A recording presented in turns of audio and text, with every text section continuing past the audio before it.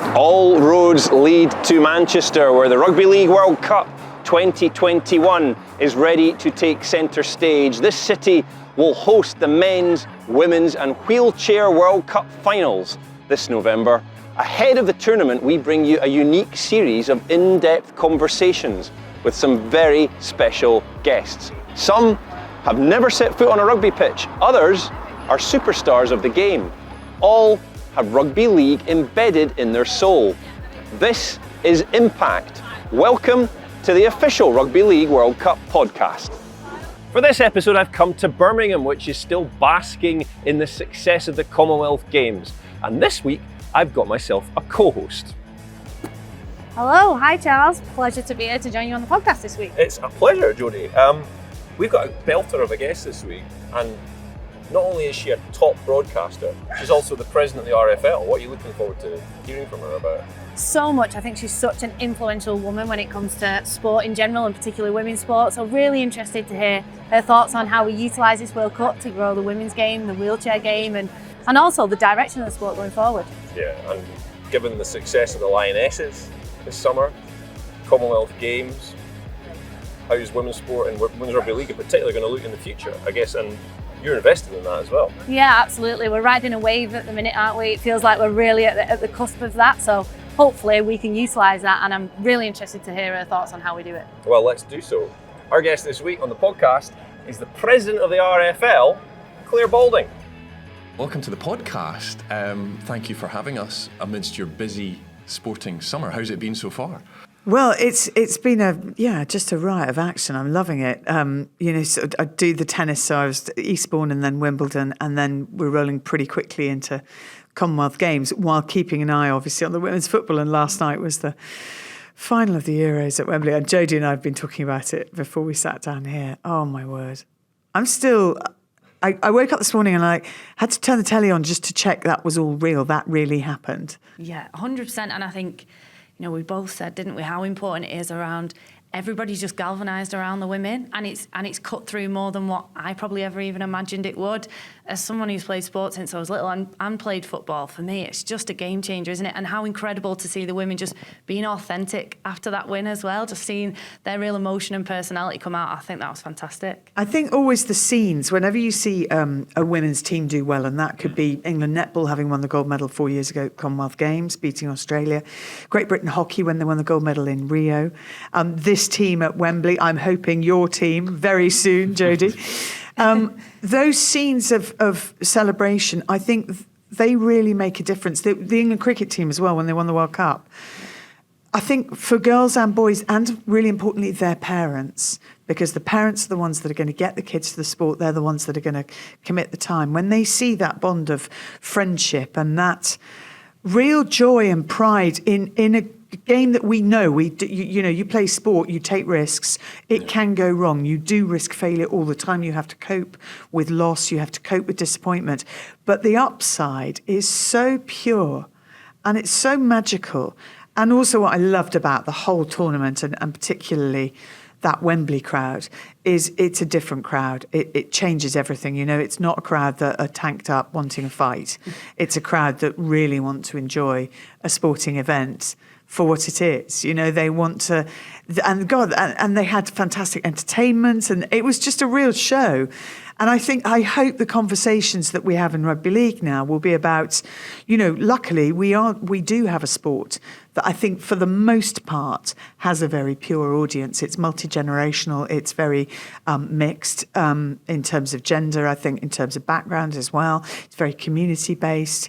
It's generally speaking, and I know there's the odd issue and the odd problem, but generally speaking, it's not a crowd wanting to come for a fight. They want to come to watch good sport.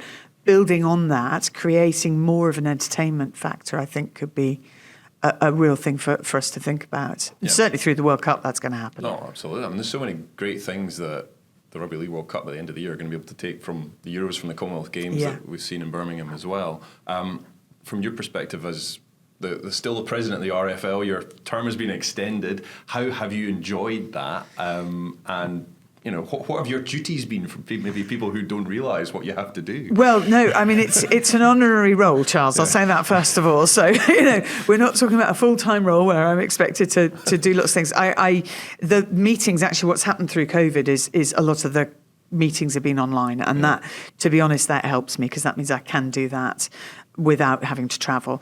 But actually the bits I've enjoyed have been, I've realised that you make more of an impact when you go to things where there aren't many people there. It's not about the big events. So yes, I was at the Challenge Cup final twice actually, but that's not, for me, that's a symbolic role. But actually coming and watch you guys training in Leeds on a snowy morning when nobody's there, going to watch semi-finals of the Challenge Cup, the Women's Challenge Cup, going to watch the Physical Disability League, trying to make sure I'm talking to coaches, but talking also to support staff, trying to have conversations with families as well as to what needs to change in a positive way if it can. I think that's probably where, they're tiny little things to a very small group of people, but they make, I think, a bigger impact. And I think for me personally as a player, what we've seen having someone like yourself as the president is people started talking about women's rugby league a lot more because you're so influential in the women's sports space. It naturally then was a topic of conversation. And I know that particular training session you came down and you were watching and engaging with the England women when we had a tough training session, and the excitement that you were going to be there at our session. I think it's all around that respect and the women feeling valued. It's huge, and I think you've had such a big impact for us just coming in as that president, that honorary role. Just kick-started even more that momentum that we're sort of seeing in women's rugby league now. Well, hopefully it means that the question is always asked, and what about the women? And then actually, that doesn't become the question. The planning is always the men and the women, or the women and the men. And obviously in this Rugby League World Cup, also having the wheelchair competition running simultaneously alongside it. Here at the Commonwealth Games, there are 42 events for para-athletes. So it's integrated at a level that's never been seen before in any competition. And I've presented Paralympic Games since 2000. So that's 2 decades of watching it grow and change. And I think there's a lot we can learn across the board about how influential sport is, not just in what the sport represents, but if you take accessibility, for example, when you're building a transport system, when you're building a hotel, when you're building an office, you need to be thinking about accessibility. Don't put a great big load of stairs right in front of the front door. That's a stupid thing to do. And it's a stupid thing to do, not just for wheelchair users, for anyone who's got to push a buggy, for anyone who's got to wheel a suitcase, just think a bit. And I think all of these elements, it's the same about, respect for women. And Jodie, I know you went and travelled to Papua New Guinea, didn't you? And had a really interesting experience out there. Just say why? Yeah, so 2019, we went out to Papua New Guinea. First time the women have ever gone out there for a test, and they only formed a national team in 2017, Papua New Guinea, and that experience for us was something that we'll never forget. And women's sports on this amazing trajectory, and we're seeing with all different sports how much women's opportunities are growing, and we're getting more and more backing and support, and we are always pushing for that. But for me, that tour was also a way of just being grateful as well for the journey we have been on and where we have got to, because the women out there have faced some amazing barriers and challenges, and women very much treated as second-class citizens out there. But because rugby league is a national sport, because it's more important than the differences in gender. So the men didn't care that it was women playing rugby league. They were out there in numbers, they were supporting, they were cheering us on, and the power of sport to change perceptions around women was massive out there. And I think that's what we're seeing now. That's what the Euros, I think, has had a big impact on. So, yeah, I think for me, that Papua New Guinea tour was really special for the girls who were out there, but just to see the power of sport on that sort of level. And you would expect then, when we get to October, November, with yourselves competing on the same platform, the same competition as the wheelchair and the men, that maybe will rub off on the fan bases around the UK, not just the rugby league fans, but also people who are interested in the sport, or maybe who are coming to it for the first time. They're not going to differentiate at all, are they? You would think at all. And that's where I think double headers have a real, role to play, and it's what football's resisted. But I think rugby league should embrace. I mean, I do think it's the answer. When you're giving your fans more, you're giving them double the entertainment for their ticket price. And the 100 cricket, another really good example of starting anew and saying, right, if we start this on a level basis, we're going to have men's matches and women's matches on the same ticket at the same venue with the same coverage. Go. What do we do now? I was involved in the women's boat race when it first came to the Tideway, i.e. the Thames. Same conditions, same distance, same coverage as the men's race. And, it was extraordinary for me. It was one of those just classic timetable clashes. It was on the same day as the Grand National. Decisions. Well, and here's my family still don't understand why I made the decision to cover the boat race and not the Grand National. And I look back at that and I think, well, that's, to me, it was more important that this was a symbolic moment in a very traditional sport, which has a massive audience. I mean, the boat races have an audience now of sort of 7-8 million. I mean, that's amazing on it. And it always surprises me because you just think it comes out of nowhere. It lands one day a year. You've got the boat race. Here we go. But it's important in that sort of upper, very academic level. We're talking about Oxford and Cambridge. We're talking about, one extreme of sport that's as difficult to make level as every other. And I think it's important to kind of, you try and make the difference all across the board. So just going back to your question, Charles, about the role, the big bit of the role is for the Rugby League World Cup. So I will be at a lot of matches. We'll try and do quite a lot of conversation around the sport. I hope there'll be events off the back of things because I love going and watching and I want to go to as many matches as possible. But again, on that, what are the facilities like in the local area? What are the kids thinking? What can they learn from rugby league? And I think it's, that has always interested me, that sort of greater power. Can you remember the first game you went to? I can actually, because my friend Sally, who is a director actually directs the Rugby League, but directs the Commonwealth Games, senior director at the BBC, took me to one of the big Good Friday matches. And it was really interesting because, she's a massive Rugby League fan and she's like, okay, you need to come to St Helens Wigan. You need to see this. Always great. And I was like, oh my God, this is just phenomenal, and the power of the hits, but also I was so impressed with the athleticism, to be honest. And I still, I come from a southern family who are very much into their rugby union, and my dad played rugby union for Bath actually, and he was a good level rugby union player, fullback, and we'd grown up watching Five Nations, and actually I covered a bit of Five Nations for the BBC before it became Six Nations.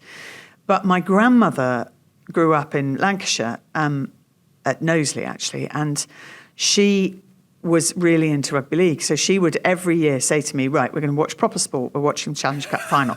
And all through the stage where Wigan were obviously hugely dominant and Martin Offiah was like, oh my God, this is like watching Usain Bolt suddenly running, this is extraordinary.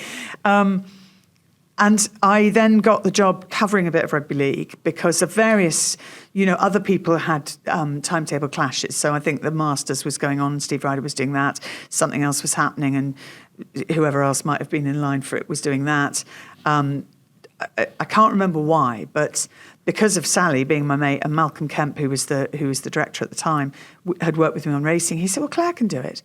I was like, oh, I don't think I can. He said, no, you can, because they knew so much about it. Yeah. But also everyone I worked with was so helpful. So whether it's Brian Noble or Ian Millwood or John Keir, they were so supportive, and they just kept saying to me, you keep asking us the questions because it's really interesting having someone who isn't from a rugby league background. You're going to see things that we don't see.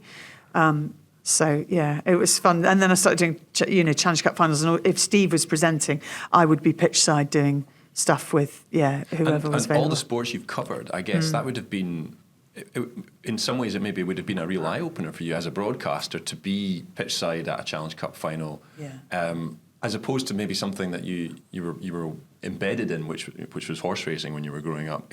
I guess it would have been a totally different experience to be involved with rugby league and to see how the games flowed and whatnot. Yeah, and for me, a real test, and actually one I welcomed, because covering racing, I knew everyone and I understood the language and I had connections, and I could, if someone said to me, go and get Frankie Dettori for an interview, I've known Frankie a long time, I can do that. in rugby league, I didn't have those connections. So if they said, go and get Kevin Sinfield, I'm really happy to say now that would, I do know Kevin quite well, and I absolutely adore him, and he's one of my heroes. I think he's one of the greatest human beings I've ever met. I think he's one of the greatest sporting stars this country's ever seen. I really, really rate him. I mean, I just think he's phenomenal. But in those early days, go get Kevin Sinfield. That was like, oh, okay. What if he says no? But he didn't. And people were just so supportive. Scully was another. Paul Sculthorpe was just so nice to me, and John Wilkin, really good people. And they never, what I was impressed with, they never did that thing of, you're a girl and you don't know what you're talking about. And I can't, honestly, I know when that happens, and it has happened. And it never happened to me in rugby league. One of the things you talked about when you took over as president was you wanted to see the progression towards full-time women's rugby league. And Jodie, I'm curious to see what you think about how that progression is going and whether Clare's ambition will come to pass. Yeah, and I mean, it's a long process, isn't it? And we've seen that across so many sports but it has to start somewhere, and it has to start with the questions. And like I said, is now the time with the World Cup coming up? 100%. Now is the time. We've got the World Cup, which can be that catalyst, I think. And like I mentioned, you coming in starts those questions. The World Cup. I remember we got back from the World Cup in 2017, disappointing, really, performance from England, and straight away. And I've never had it before. It was straight away conversations with this next World Cup. Obviously, 2021 should have been. And I've never had that before, that sort of forward planning. And I think the real reason that was because this World Cup, it was happening on home soil. They'd already gone big on what they were going to do. It's 3 World Cups together. We had equal platform. That sort of pushes everyone along to raise the bar, to make sure that when we're on this big stage, we perform on it. And I think the support we've had in terms of the professionalism around the EPU system, the staffing, is sort of tenfold what we've ever had before. And I genuinely believe that's because questions are now being asked and people are having to raise the bar to get to where it needs to be. And so that domestically then has driven it, okay, how do we change things domestically? And Women's Super League came on board. And, you mentioned how brilliant, Kevin Sinfield and Paul Sculthorpe and the men are. And it is the same. They're really supportive when it's a family at the end of the day. I play for St Helens. It's now a club, and the men are always asking how we're getting on, what we're doing. And for me, that was a huge part in driving us towards that professionalism, because people know the brand of Warrington, St Helens, Wigan. They know those brands. Young girls want to be part of those brands. But also the fans are saying, well, if you've got my badge on your chest, then I'm supporting you. And, for me, that's been a big part of it. I can see us getting there.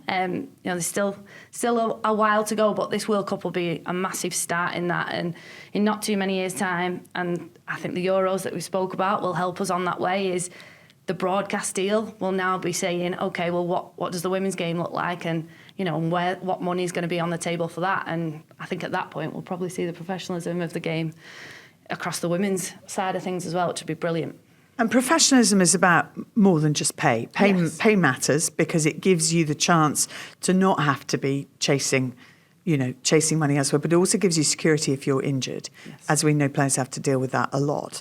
But professionalism is also about transport. It's about facilities. It's about training sessions. It's about medical backup. It's about mental health support. It's about the whole fabric around the players. And that's what takes investment. It takes time, but it first of all takes thought. And a lot of the clubs already have those elements in place, so it's expanding something that's already there.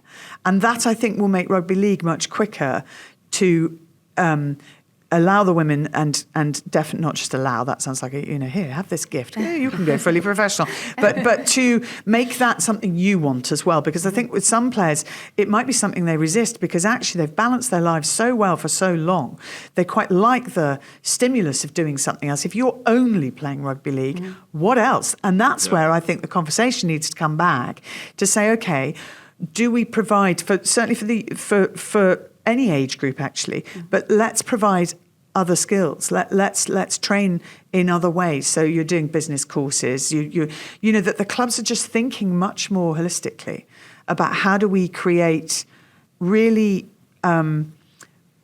capable and and satisfied human beings at the end of this process who perform well on the pitch, but actually at the end of it all have so much more to give society and hopefully therefore feed back into the local community and slightly wider, you know? I think it doesn't all have to stay local. You'll have a decision to make maybe in a few years' time. Do you want to be full-time?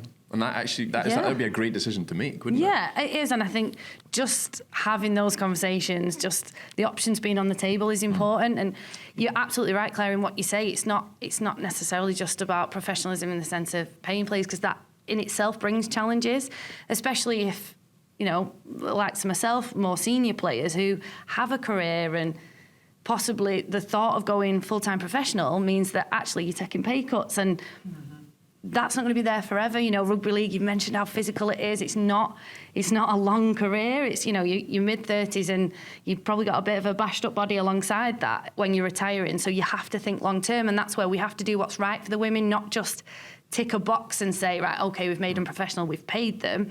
It's how do we make that sustainable? How do we make it right for the women so that for long-term success, not just success on the pitch? And I think a lot of the men would welcome that conversation because I'm not sure they've had a lot of options to talk about that. And you look at, particularly when boys come in and they might have left school a bit early and they've sort of given up on academic work because that's not going to get them anywhere. But there is a real scope to get bored, and particularly if you're injured. Mm-hmm. But there isn't. You cannot train all day long. It's not good for you. And most days are training days. They're not match days. So how do you fill that time effectively? And yeah, you can go and get very good at golf, and I love golf, don't get me wrong, but even that it's weather dependent, and I do think there's a lot to be said for learning languages or learning other skills that can, you know, just give you more of just a greater education. You see education slightly differently. It's not something you go, that was school. That actually when you join a club, I think again for parents, encouraging kids to go into that setup, they would feel a lot more secure knowing that you're getting an ongoing education, and then you get job opportunities. So as you say, Jodie, when the time comes that for whatever reason you do have to stop, you've got somewhere to go. You've already laid the base. You think of all the players who they stop and it's like cold turkey. Yeah. What now? What do I do? And then having to retrain for a year where they can't earn because they're retraining, and then going into another job. Do you get the sense that clubs are getting better at that? Yeah, I do. And I think what's really interesting dynamic, I think, with the women's game and everything that you said there is we educate them in and around the sport. It's not just around playing. And coaching is obviously a big part of it, that we want to get more women coaching, but we need more women on the administrative side of things, more women around the table asking the questions, saying, what about this? Does this work? That might be right for England men. Is that right for England women? That's really important, but we have to help women find that journey, because before it's not been there. And actually, some of the incredible women in our game that have been through so many different elements of the progress of it being, you know, next to no publicity, no profile, through to where we're at now and then hopefully beyond. They have so much great experience that if whilst they're playing they're developed, they are the next decision makers in our sport, and that diversity of thought is really important. They're also, if we think about, we're trying to expand it so that rugby league isn't just core heartlands. If we're training them, if they're developing alongside playing, they might be the next CEO of a big business that's the main sponsor of Rugby League. We have to see it as we're developing these people. They're then the spokespeople of Rugby League that go on and push the sport to bigger and better places, and women are 100% at the forefront of that and are some of the best people to talk about this game. On that point, I wonder how you observe where Rugby League sits in the pantheon of British sport and how people feel about it. I mean, all 61 games are going to be live across the BBC this autumn, all 3 competitions. And there is a perception in this country that it's still a niche sport. How do you think the general public will view Rugby League after the World Cup, and whether it, not so much it becomes mainstream, because I think that's the wrong phrase, because it is, you know, people love this sport all across the United Kingdom, but where do you think it sits in the hearts of the wider public? I think it needs a bit more consistent coverage, obviously. But when I say that, I'm not talking about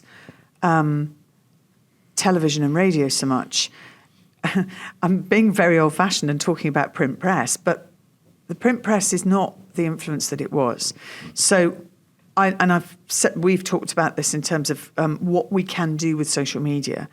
I think we know that the younger generation, certainly younger than me, but you know, under 30, People are not buying newspapers.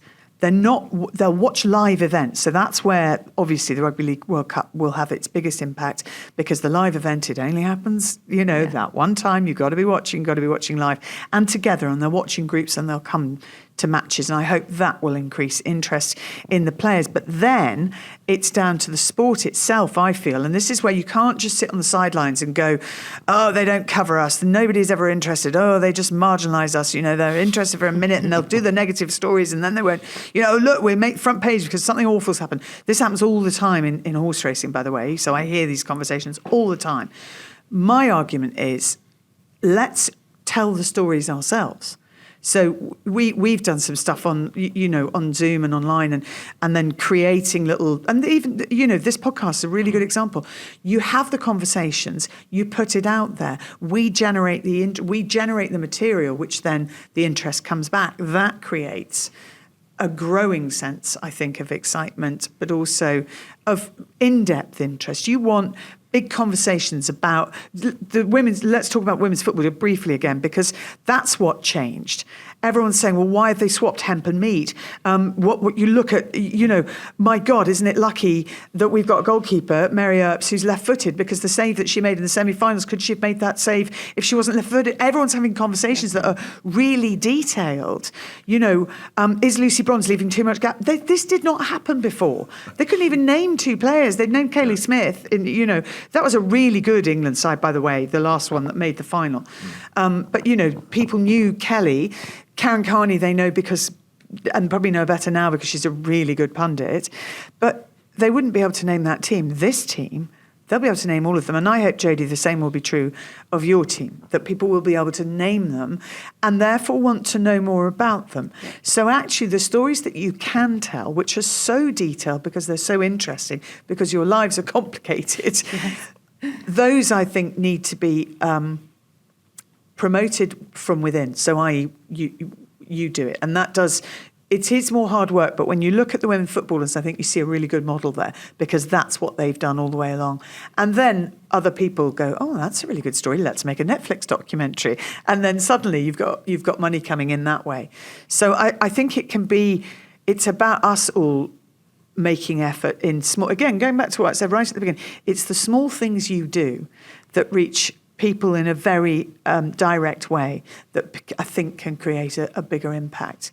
So yes, there are going to be massive eyeballs on the matches, and that's huge. And I think looking at offers that get people to more games through the Super League season, but also I think as we talked about double headers with men's and women's, I think you can change a lot, and you can do it quickly. And within 5 years, I could see this being completely different. Yeah, you're right. It's selling the personalities. And I've always sort of thought of that, but then felt it over the last couple of years. We had the Memorandum of Understanding with Netball World Cup and worked really closely with them back in 2019. And, I love netball. And, most girls have had exposure to netball in some way at school usually. And we did a little bit with their ambassador, which was Jade Clark. And we had probably half an hour, couple of photographs, chatted a little bit about her career, my career, just informally whilst we were waiting for the photographer. Didn't think much of it, but I'd mentioned that we had a big game at the weekend, and it was a Saints Wigan derby. It was the first one that was going to be at the stadium for us. And she wasn't into rugby league. She didn't know anything about rugby league. And then after the game, I seen that she'd turned up to the game, she'd put a video on and was like, oh, well done, Jodie, great win. And I was blown away by that. And that was because we'd had a conversation. She was invested in me as a person and thought, oh, go and try that. And I think that is exactly what you're saying. It's about selling the people, selling the personalities. The sport comes second. You then fall in love with the sport off the back of that. But if we can get people saying, who's Amy Hardcastle? She's brilliant. I want to go and see her play. Well, yes, then they become England fans or Saints fans or whoever, but I think we have to sell the people. And I've seen it in Women's Super League. These young girls that turn up and they've got a Saints shirt with one name on the back, a Leeds shirt with another name on the back, a York shirt with another name on the back, because they're not the fans of the game, but the fans of the individuals. And they might emulate Tyra Stanley's kicking game, but then they want to do the Amy Hardcastle handoff. And this is what we need to sell. We need to sell the people. And you spoke about how brilliant Kevin Sinfield is. As a person, he just represents everything that's good about rugby league, and everyone knows Kevin Sinfield because he's brilliant, and then are interested in rugby league off the back of it. And I just think it's so important that this World Cup allows us to really raise the profile of individuals, because we have some brilliant people playing our sport. I think it certainly will. And it'll in going beyond women's sport as well, the para sports have had so much increase in coverage over the last 10, 20 years, which you've obviously been at the forefront of covering in your role. And when you look at the wheelchair World Cup, and it's going to be again front and centre. First of all, have you tried wheelchair rugby yet? And if not, are you going to have a go before the tournament? And are you looking forward to seeing them in action? Because it's incredible, wasn't it? Yeah, I'm really looking forward to seeing them in action. And I'll go to back-to-back games. Obviously, it's going to be pretty intense at the Copper Box, and I'm looking forward to that. I haven't tried it for a long, long time. I did do some filming. Did you? How did you go? It's hard, and you get battered, and it's really difficult to control the chair and catch the ball and think, where am I going? Tough. Yeah, it is. It's really difficult. Multi-skilled they are. I will enjoy watching and appreciate knowing how hard that is. Yeah. We've spoken to James Simpson, who's obviously an ambassador for the tournament, and it's like water off a duck's back to him, of course, and his teammates, but the way in which that sport has grown and the coverage that it's got on this platform again in the autumn, it's just going to be phenomenal again for something which maybe a lot of people haven't seen before, to have it on their TV screens. I think the urgency from a rugby league fan's point of view and from rugby league clubs is you've got to get stadiums full. We have got to get stadiums full. And for the Rugby League World Cup, ticket sales have been going great. I hope there won't be an issue. But I think for Challenge Cup, quarterfinals, semi-finals, I think if we do go for double headers for the men's and women's game, stadiums need to be full. And if that means reducing ticket price, then reduce ticket price. Yeah, completely agree. I think the importance, particularly in the World Cup, that first game, the opening elements of the World Cup have to be full. They have to look like something that we're missing out on. If you're sat at home watching, you want to be there. It's something that everybody needs to rally together, particularly our core rugby league fans need to get behind it. We know, everyone knows how important this World Cup can be for rugby league and how it can be a catalyst for men's, women's and wheelchair.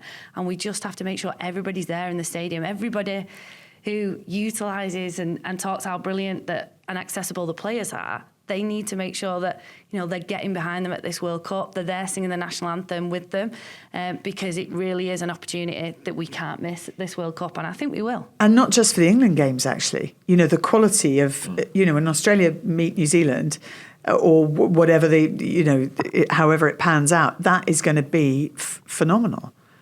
Yeah, 100%. All the games, isn't it? Especially if you think of some of the cultures that are involved in rugby league, Tonga and all the excitement that they build. Everybody I know who was at that semi-final in the 2017 World Cup talks about how brilliant that was. There's some incredible nations. Papua New Guinea, I've already spoke about how amazing it was when I went out there. So we've got some really exciting nations across all three tournaments to be proud of that, we need to get behind when it gets to tournament time. It's going to be such a colourful occasion for 5-6 weeks in the autumn. Claire, just finally, regardless of who wins, and we all hope England do well and the home nations do very, very well when it all kicks off, what do you think will constitute a successful Rugby League World Cup? I think sold-out stadiums, conversation around players, interest that is longer term. And for me, what will make this Rugby League World Cup different from any other will be an increase in investment in the women's game in particular, and a move towards a consistency through the season. Of giving the women those high-profile opportunities in the best stadiums to play in front of packed houses, because I think that's if that is the purpose of this World Cup, then that to me would be the end goal, the success. In 5 years' time, we look back and said that's when it changed. Fingers crossed, then. Yeah. Hope it all goes well for that and beyond. Pleasure to have you. Enjoy the final months of your presidency, and we'll see you in October when it all kicks off. Fantastic. Thank you very much. Thanks, Charles. Really. Thank you, Jodie. Thanks, Claire. Many thanks to Clare Balding for sparing the time to have a chat with us. Jodie, the thing that really got me about that was how passionate she is about not just growing women's rugby league, but rugby league as a whole. She loves it. She's really invested in it. Yeah, she is. She gets what rugby league's all about, and she loves the community feel to what we have in rugby league. And you know, for me, I just think she's such an inspirational woman. I could have spoke to her all day, and I think it's brilliant that we have such a prominent person who's now president of the RFL taking us into this World Cup. Yeah, she's been an amazing ambassador for the sport. And when it comes to October, November, when all the games are going to be live on the BBC, it's someone like her that's going to really help raise the profile of this sport, isn't it? Yeah, she will. She already has done. I think, you know, in a role that she's had for the last couple of years, she's already raised the profile. She's already prompted questions, particularly in the women's game. So I think, yeah, she's the perfect person to take us into this World Cup and definitely drive the sport off the back of it. And thanks to you for joining us on the podcast. What are your plans between now and October? Because you're almost into England event mode now, aren't you? Yeah, very nearly. So lots of hard work going on with England women. We're looking good, we're feeling good. So yeah, just a lot of hard work, just making sure we take advantage of every minute getting ready for that World Cup. Well, you're welcome by any time. Thank you for tuning in to this episode of This Is Impact, the official Rugby League World Cup podcast. And join us again very soon when we will be bringing you more build-up ahead of the biggest, the best and most inclusive Rugby League World Cup ever.